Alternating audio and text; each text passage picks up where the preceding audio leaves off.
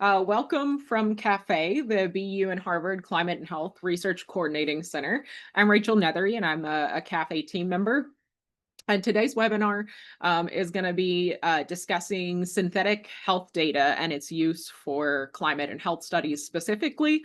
And we're super lucky to be joined by another one of our CAFE team members, Shreya Nalluri, who is an expert on this topic and is going to be telling us all about it today. So thank you so much, Shreya. Looking forward to your presentation. We will be having a Q&A session at the end. And so please feel free to put any questions that come up as Shreya is presenting in the chat. Anything time sensitive, I'll interrupt her to ask. Otherwise, we'll have a more general discussion at the end and try to get to all your questions. So thanks again, Shreya. Please take it away whenever you're ready. Great, thanks so much, Rachel. I'll go ahead and share my slides.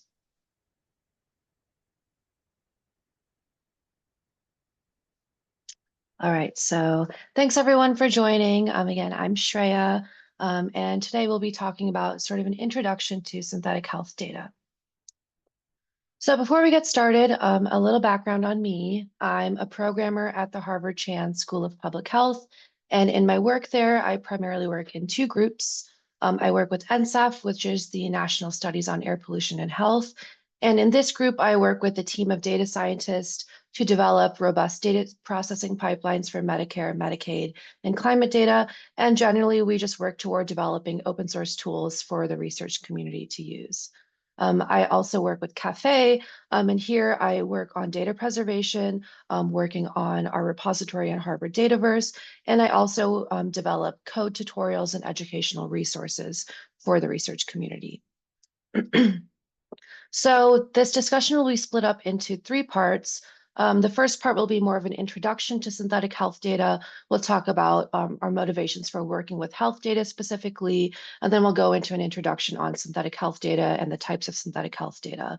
And in the second portion, I'll provide you guys with some examples of existing synthetic health data sets and kind of perform a high-level comparison of the resources that are available. And finally, we'll go over some caveats and considerations when working with synthetic health data. So of course, most of us that have come here today have been or are motivated to work with health data because it provides a lot of opportunities for development and improvement of health in many different avenues. So we can analyze health data for the purposes of things like personalized treatment, using genetic, lifestyle, and medical data to create tailored care plans for specific individuals.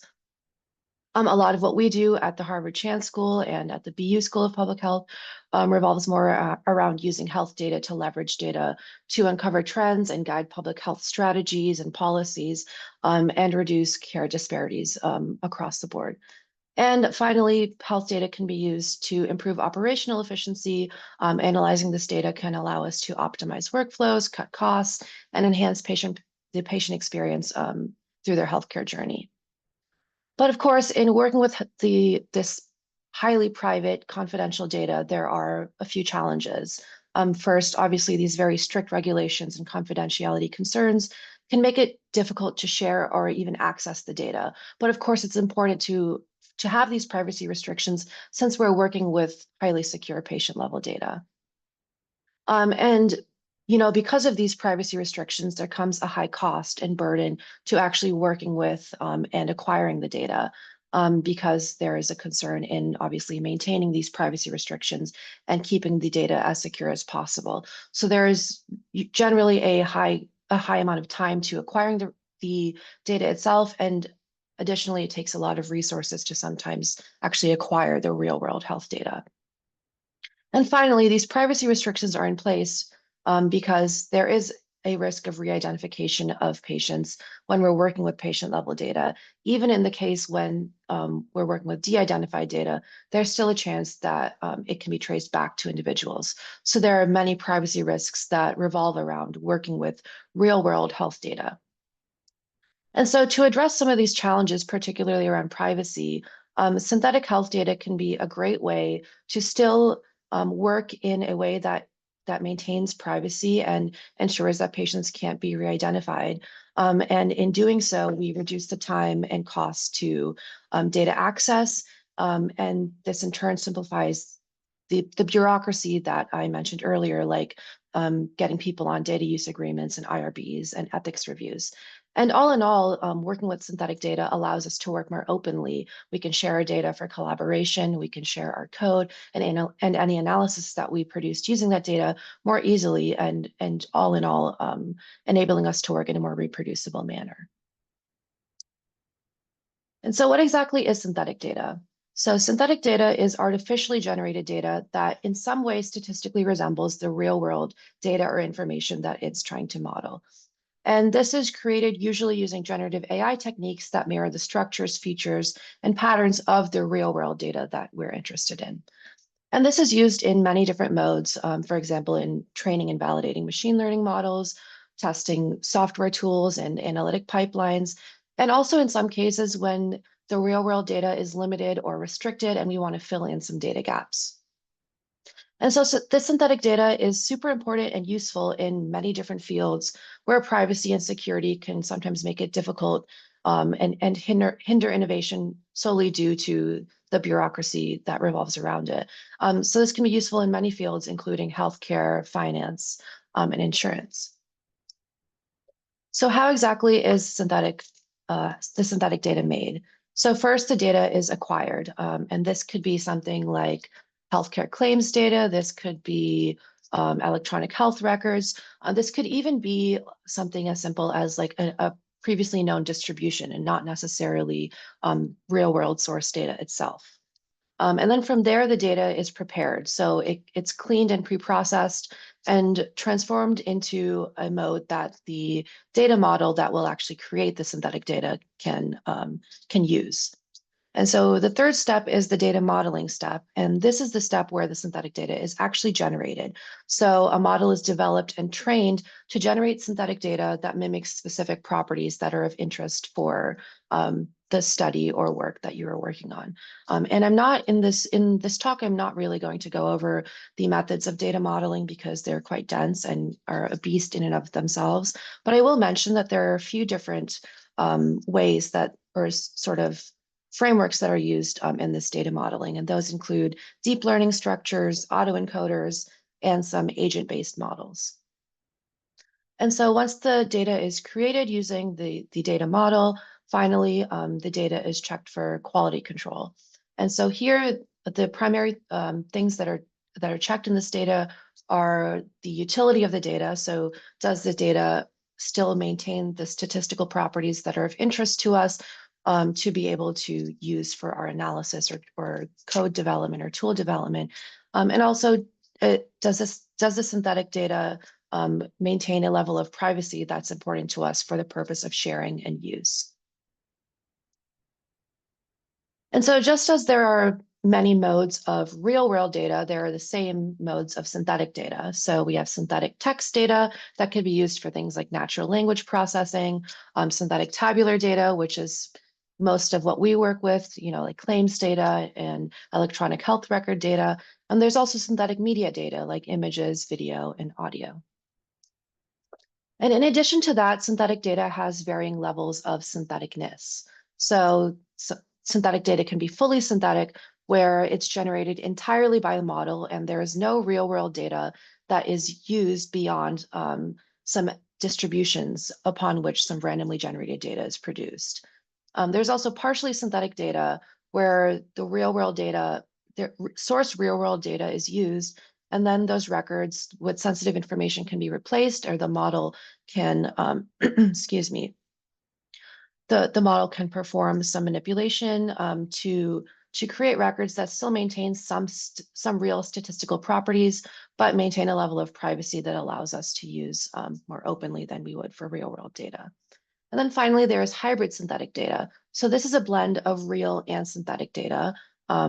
So some of the data could be masked, or the sensitive information could be replaced, while other records that are of interest for analytics could be maintained to be entirely real world data. So this still allows for a level of sharing and can allow for the data to be safe enough for certain privacy concerns, but still allows for some analytics to be performed. And obviously the inferential capabilities of this data would be contingent upon the types of variables and data that is maintained to be real world versus synthetic.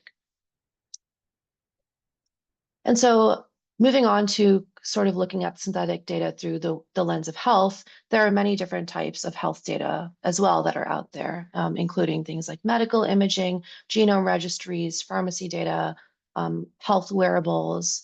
But today, what I'm primarily going to be talking about is electronic health records and healthcare and health claims data, synthetic versions of them. And so how can you get started working with synthetic health data? There are kind of two ways to do so. The first would be to create your own synthetic data set using those steps that I outlined previously. And so generating your own tailored synthetic data set could be important when you have very specific research needs. And in doing so, you're able to control the variables, distributions, and privacy parameters that are of interest to you. So this can be important when you have, highly specific simulation studies or analytic pipelines that need very specific data. But there are also many great publicly accessible synthetic data sets that come from trusted sources. And these sources are more useful for things like benchmarking, prototyping, or even teaching. And so I will be discussing a few of these readily available synthetic health data sets today. And so the three that we're going to be talking about cover claims data and electronic health records data.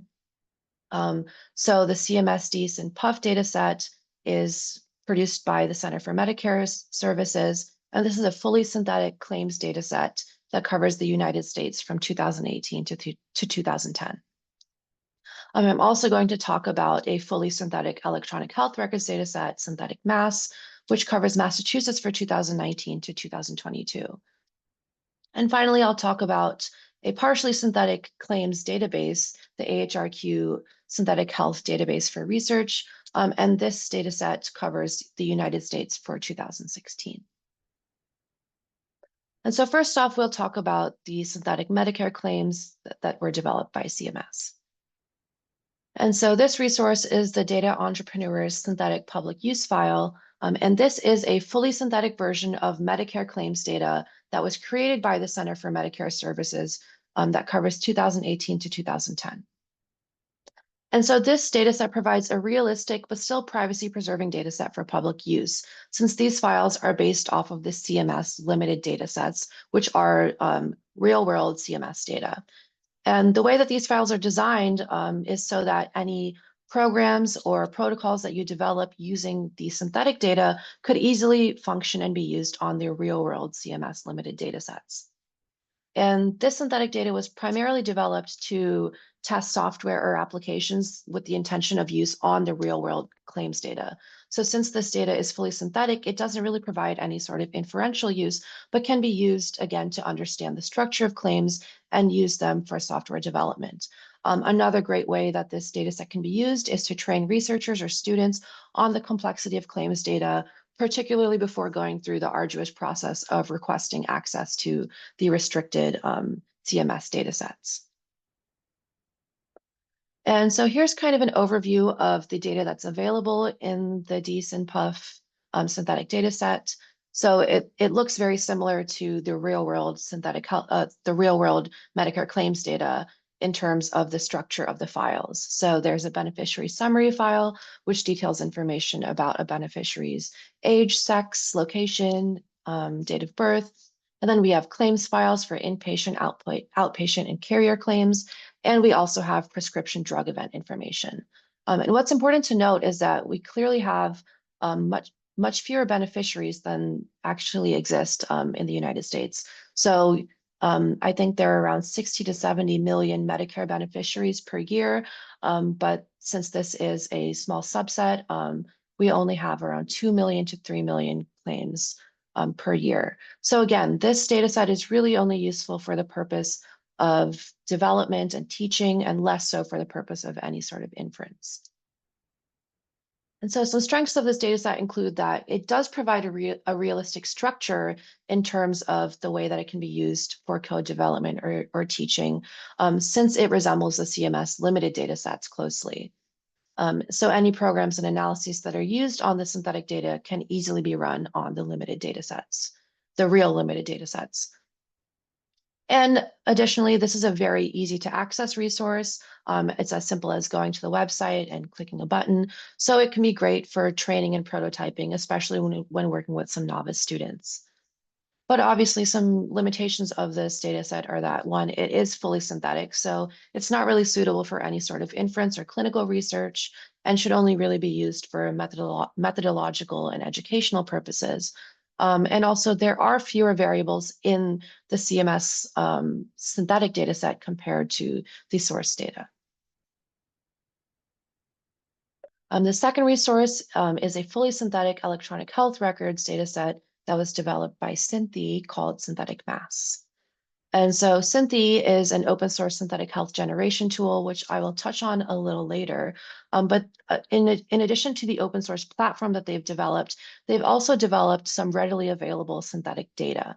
So this is fully synthetic electronic health records modeled after 1 million synthetic residents of Massachusetts. And so this data set provides some realistic longitudinal patient data without any sort of privacy concerns because this is fully synthetic and is actually based on clinical guidelines and epidemiological models rather than actual real world data. So again, this resource is better used as a sandbox for innovation in healthcare technology or for developing technologies or training and teaching rather than use for inference. And so an overview of the data that is available in this data set, there is core patient data, which includes information about the patient age, sex, race, demographic information in general. And then there is information more specifically about the encounters, information about the clinical data, including diagnoses, prescriptions, allergies.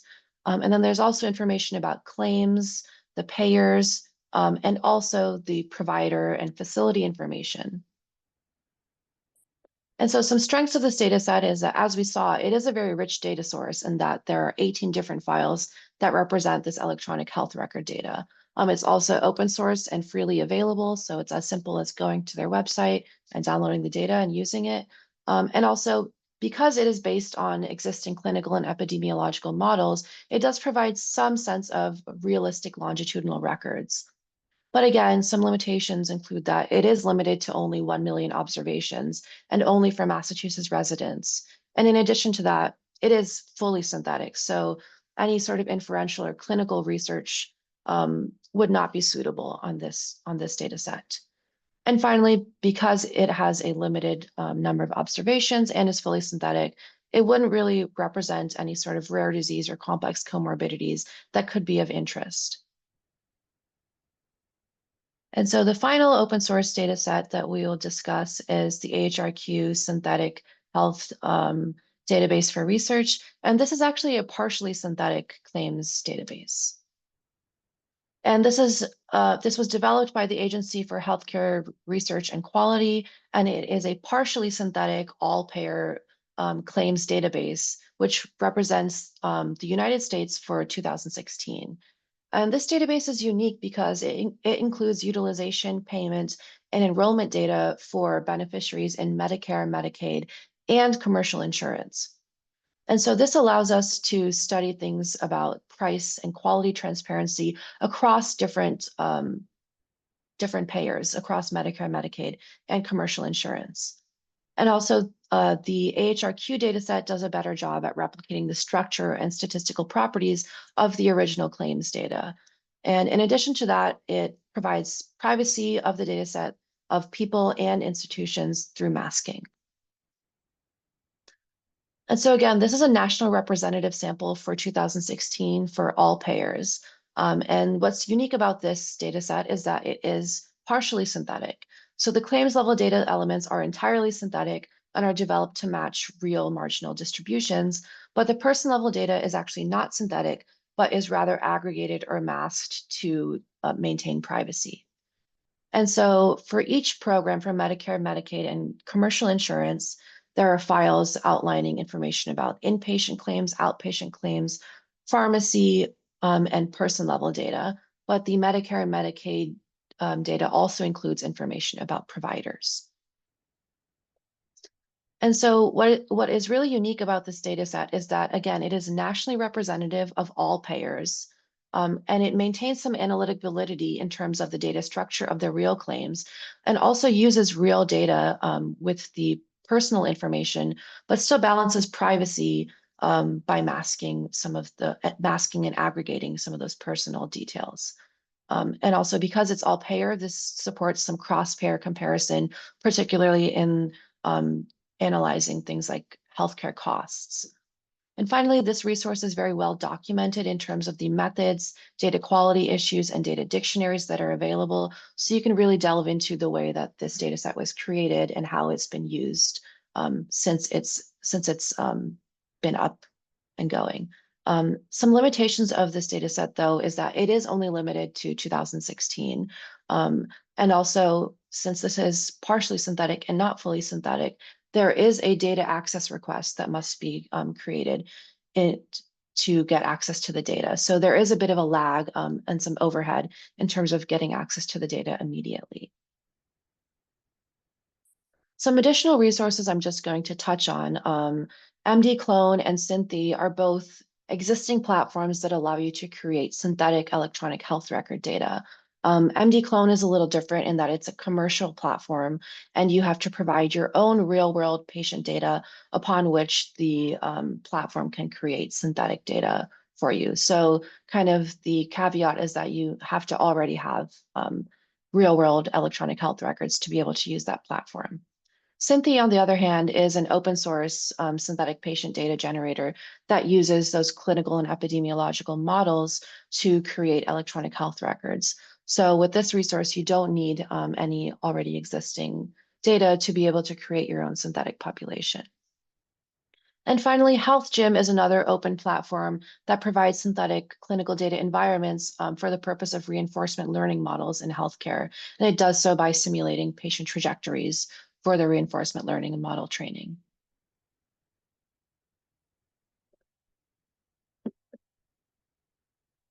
And so I've discussed some of the benefits of using synthetic healthcare data and particularly how it eases access and the overhead to getting started with research.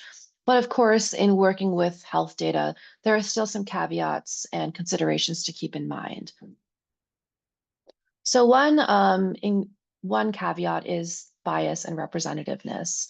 So as I mentioned earlier, synthetic data can be either fully synthetic, partially synthetic, or hybrid. And so in those partially synthetic and hybrid synthetic data sets, they're usually developed because there is some level of inference or analytic validity that you want to maintain to be able to perform your analysis. And so when developing these sorts of data sets, it's important, developing or working with these sorts of data sets, it's important to identify that bias could exist in the source data and it could be replicated or even amplified in the synthetic data sets. And that could in turn cause some overestimations or underestimations when you're using this for any sort of analytical purpose, like clinical risks or outcomes. And that in turn could perpetuate some health inequities or discrimination. And so when working with synthetic data, it's important to scrutinize the actual data sources for bias and also ensure to check that the synthetic data is representative of the population that you are studying. And you can do so using some anomaly detection and out of distribution checks. Additionally, synthetic data, the way that it's produced is somewhat of a black box because generative models are used most of the time to create these resources. So sometimes it can be hard to evaluate what patterns are preserved or distorted and the analytic validity of some of these data sets. So while there isn't any great solution, particularly when we're working with already created synthetic data sets, when you're creating your own data set, it's important to document things like the generation logic, assumptions, and model behavior, And if you're working with an already existing one, at least trying to find the documentation and understanding the methodology to the best of your abilities can help you understand what patterns and what statistical properties were preserved or distorted, which can be important for your use case. And finally, there are some concerns around privacy still. While I did mention that synthetic data, the primary use case of it is that it allows us to use the data and abide by privacy standards more easily since it is synthetic, there is still a risk of re-identification, particularly in those instances where we have partially synthetic or fully synthetic data. So while it may seem that synthetic data allows us to more easily abide by privacy standards, it's always important when working with healthcare data to have a privacy by design and a privacy first mindset. And it shouldn't really be an afterthought when you're working with any sort of health data, even synthetic data. In addition to that, there is still no clear legal unified framework on what synthetic data is, how it should be used, because it is still kind of a newer data source. And in addition to that, there are differing standards in terms of what is considered identifiable, which just all in all complicates the regulatory frameworks that need to be put in place when working with synthetic data. So finally, some key takeaways that I would like you to keep in mind when you're starting to work with synthetic data. One, synthetic health data clearly is useful for expanding research opportunities. Because it's synthetic in some way, it enables safe exploration, analysis, and innovation while allowing us to more easily preserve privacy and abide by privacy regulations. And also because it is more easily accessible than real world data, it supports education, prototyping, and health IT development. There are also already many high quality resources available for synthetic health data, including the CMS resource, the Synthi, and the AHRQ resource. And this is only a small subset of what's out there. There's constantly work being done to create new synthetic data sets that are specific to each use case. And so some strengths to keep in mind when working with synthetic data are that it is easily accessible and generally privacy preserving and can be statistically representative depending on the data set that you're working with. And because it is more easily accessible, this facilitates collaboration and open science.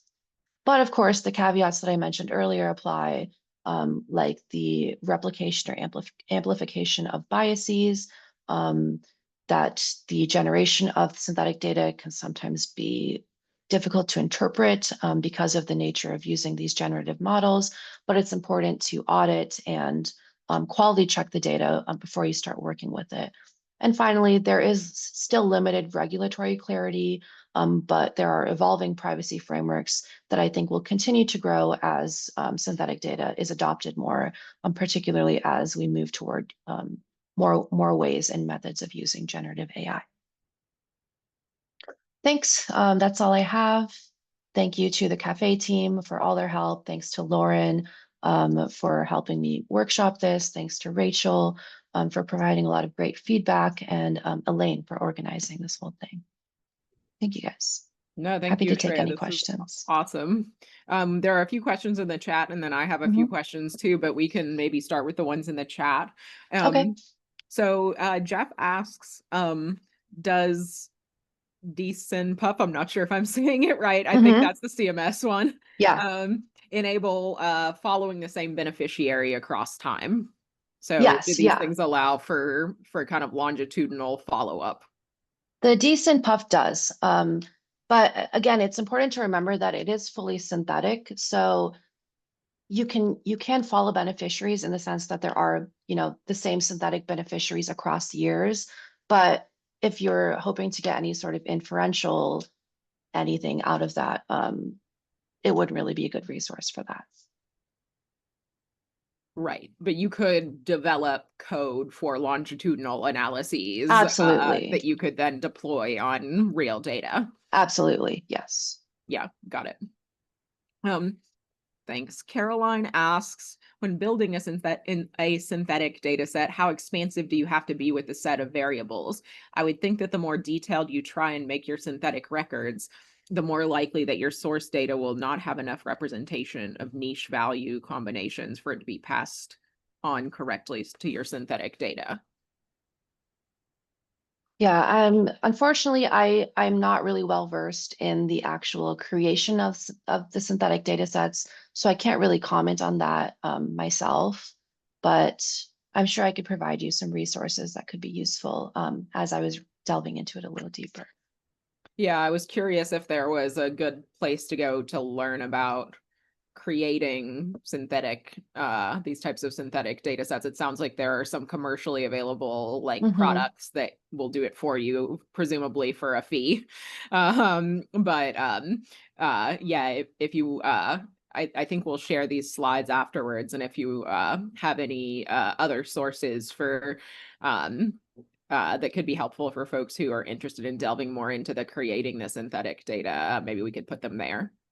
Yeah, yeah, I'll definitely go ahead and share those with you guys. Awesome, thanks. And then I had a few questions. Um, Hmm. so I'm curious if these synthetic data sets ever contain either real or synthetic geocodes, so that in them you could emulate kind of a process of sort of data wrangling and linking with spatially referenced climate or environmental variables. Hmm. So I do know for sure that the CMS DSynPuff does contain at least realistic geocodes. Mm. I can't comment on synthetic mass and HRQ off the top of my head, but I can look into that. Okay, but the CMS data does have something where you could Yes. actually link in with like real zip code shape files Yeah. or something like Yeah. that. Oh, that's Yeah. cool. That's neat. Um, oh, and another question from the chat. Veronica asks, what applications do you see for this in epidemiology or risk assessment? So I think in general, the synthetic health data is important.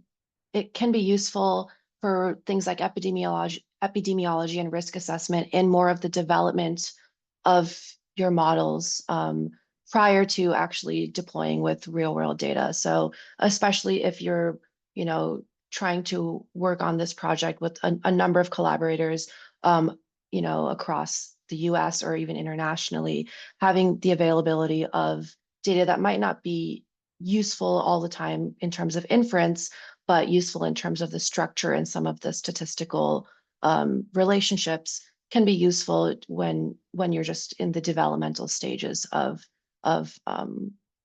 performing this sort of analysis. Yeah, and I'll also mention that NIH and several other funders now have data sharing requirements for pretty much all um grants that are awarded, research grants that are awarded. And it can be hard to know how to comply with those requirements when you're collecting or working with health data. So it seems like there's a lot of promise for um, in sort of being able to create these types of synthetic data sets that mimic a real data set that you're using for an analysis that you could release publicly, although that would be Mhm. presumably more on the end of actually creating the data sets rather than just using them. Mhm. So it does seem like there's promise there to be able to sort of better comply with the NIH data sharing requirements when you're using data that you can't actually share.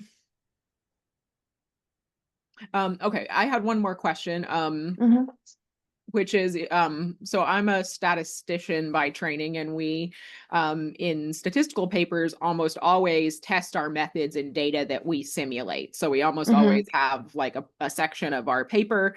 I've noticed a good number of epi papers now have this type of section too, that's called simulation studies, where we sort of in our software of choice actually just simulate some fake data, um, and then apply our method and maybe some competing methods to the simulated data. Um, Mhm. I was curious if you could sort of talk about the pros and cons of like applying methods to this type of synthetic data resource versus actually simulating some toy data set yourself and applying your method to it. Yeah. So with those sort of like dummy data, simulated data, um, generally they're entirely random and no sort of relationship is maintained and that is at least intended to be maintained. Um, but with some of these synthetic data sets, even when they are fully synthetic, meaning they don't represent any sort of real world data, they still maintain some statistical relationships. For example, um, there could be in the temporal, like the date at which an individual had a heart attack could be maintained in the sense that like if you're interested in sort of certain epi studies that revolve around temperature and heart attacks, there could still be some sort of relationship that is maintained in the temporal frequency that someone is um, um, experiencing some sort of health outcome like a heart attack. So the synthetic data is generally, these models are developed generally to still preserve some aspect of statistical importance to whatever you're working on, whereas that those simulation data sets are, introducing in complete randomness to the data. So while I do say that the synthetic data doesn't provide any inferential use, it still does maintain some relationships that could be important even in the process of developing your code or methodology. But obviously, each data set kind of preserves its own or doesn't preserve any in some rare instances. But in most cases, preserves some sort of relationships that could be important to your analyses. Right. So it preserves distributions of variables in many cases that are at least somewhat similar to some real data sets, some real processes. But presumably, unlike when you fully simulate your own data,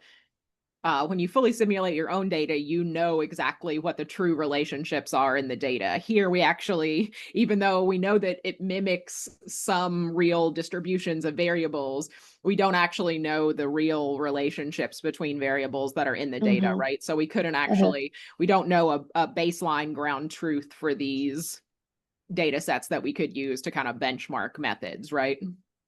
Yeah, for the most case, I think the CMS data can be more easily benchmarkable. But yeah, Mm, I would agree with that. got it. Makes sense. Thanks. That's a helpful explanation. Um, I'm not seeing any other questions in the chat. Last chance, folks, if you have any last minute questions.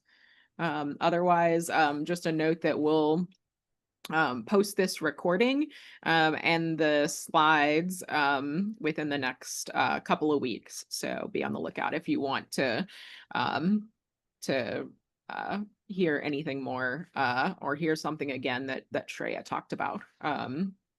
So yeah, keep an eye on our YouTube and we'll be posting this stuff there. And thank you again, Shreya. This was really, really informative. I learned a lot. Thank you guys. This was a lovely talk. Thank you. Bye, everybody.